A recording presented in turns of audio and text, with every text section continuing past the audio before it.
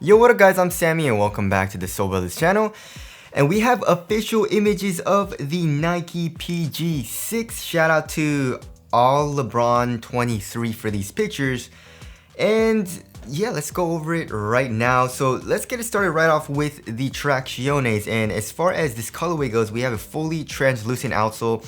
In the heel, we have like a circle that kind of circles out, and it's like a peach color. And same thing with that PG logo on the lateral side of the shoe. So it kind of wraps around from the outsole all the way into the side of the shoe, which is a pretty interesting design. One thing that I definitely do notice though, is that it doesn't look very wide. The actual shoe looks super narrow and very, very long. So I don't really know if it has an outrigger, right? So for example, here in the PG1, we have a nice little outrigger right there. Same thing with the, I mean, it's not really an outrigger, but it does protrude out a little bit. Let's see which shoe is the widest, right? So here in the PG1, let's see. Yeah, they're around the same width. So as you guys can see here in the PG2, we have a nice outrigger as well, very wide base. The PG4, not as much, but still it was like a wide base even though it didn't have like an outrigger.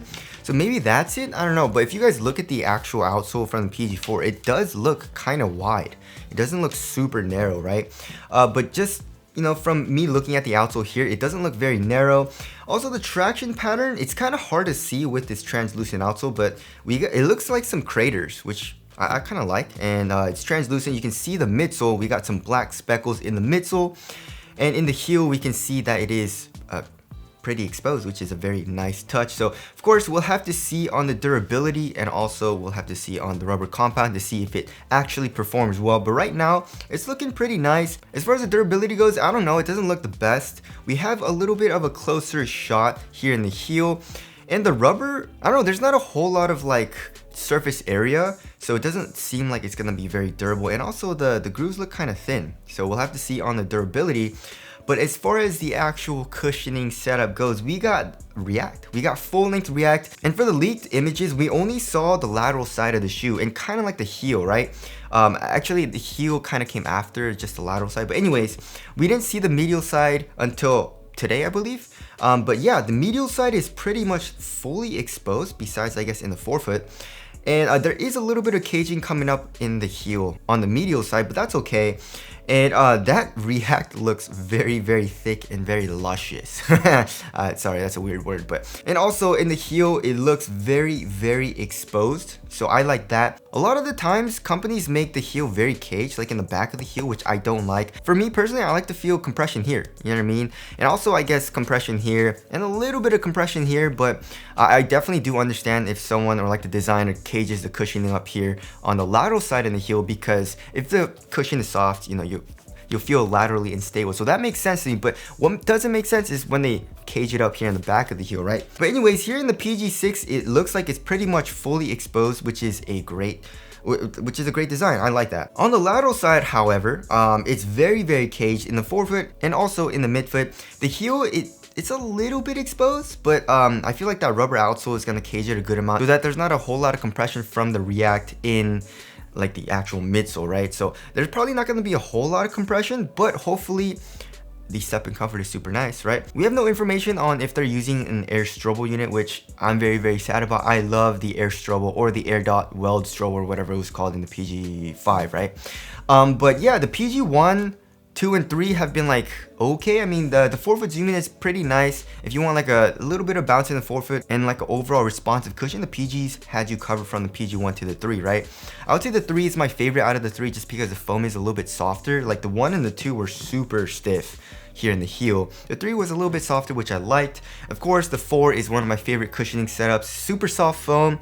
You got a full-length air Strobel unit, which improves the step and comfort a lot. Still had pretty good core feel. Impact protection was great. Some people thought it was a little too soft, but for me, I really liked it. And then in the PG5, they made it a little bit lower to the ground and responsive.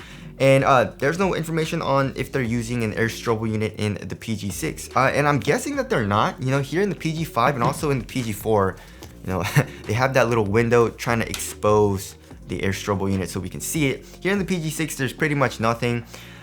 It would have been nice if we had air Strobel, like full-length air Strobel, or what if they can target air Strobel like they're doing with the zoom Strobel, right? So just in the heel or just in the forefoot, so that it's not like too much, I guess, for some people.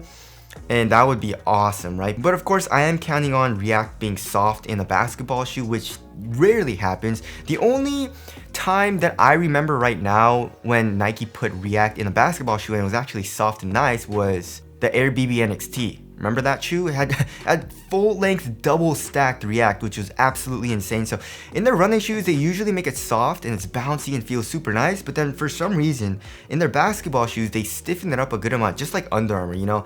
A hover in their running shoes is super nice and comfortable, and then their basketball shoes is a lot stiffer. So hopefully that's not the case in the PG6, but we'll have to see. I feel like the midsole is going to be kind of stiff because of all the caging, but hopefully the step-in comfort is super nice and you can feel the React right underneath your foot. So there is the cushioning setup there. And as far as the materials go, so in the forefoot, we have a little bit of a shroud. The shroud just looks like a textile material, but it looks super thin, as opposed to like the Harden Volume 1, where it was like a leather or a suede, and it was pretty stiff. This looks just like a textile and looks super thin. So I feel like it'll probably still be kind of soft, but of course add that needed support in the forefoot. And as far as the overall material quality goes though, I mean, in the forefoot it looks okay, but once you go into the midfoot, the fuse and the type of material that they're using looks really cheap. You know, it looks super thin, which is a good thing, but it also looks like it's kind of glued down and looks like it's gonna be pretty flimsy, which, yeah, I mean, the PGs, they're pretty cheap. You know, I believe they're like, all of them have been like 110 to like 120 bucks, right? So there's more like on the budget side of things. So I guess it makes sense that they're using cheaper materials, but I mean, I guess all the PGs never had like great quality materials, but as long as it feels good on foot, I guess that's okay. There is a little bit of a strap on the tongue with PG's logo.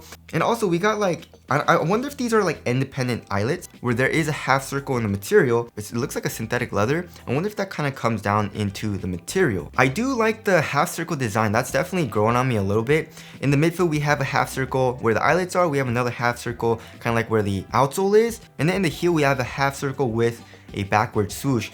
And the aesthetics are definitely growing on me. It looks a lot better than the PG5 and also the PG4. The PG4, I love this shoe and it's amazing to play in, but terrible looking shoe. So the PG6, I definitely think looks better than the 5 and the 4 now that the official images are out. Of course, as far as my favorite PG aesthetically, definitely the PG1, and then the PG2, and then the PG3, and then I don't know, which one do you guys think looks better, the PG5 or the 4? I don't know. And also we have a pretty high heel tab, which of course will make the shoe easier to put on, but also it looks like there's a good amount of padding. So from the top view, we can see the insole, there is another PG logo, and if you look at the lining, there seems to be a good amount of padding in the ankle area, especially in the back of the shoe, like where your heel is. So that's a nice touch. I do like that. You know, it's shoes that have a very thin material here in the forefoot and in the midfoot, and then a nice cozy foam where it's super comfortable here in the ankle area. So hopefully that feels nice. But yeah, since the official images are out, it should be coming out soon, right? The PG5 released January 21st, so I mean, it's already been a year. So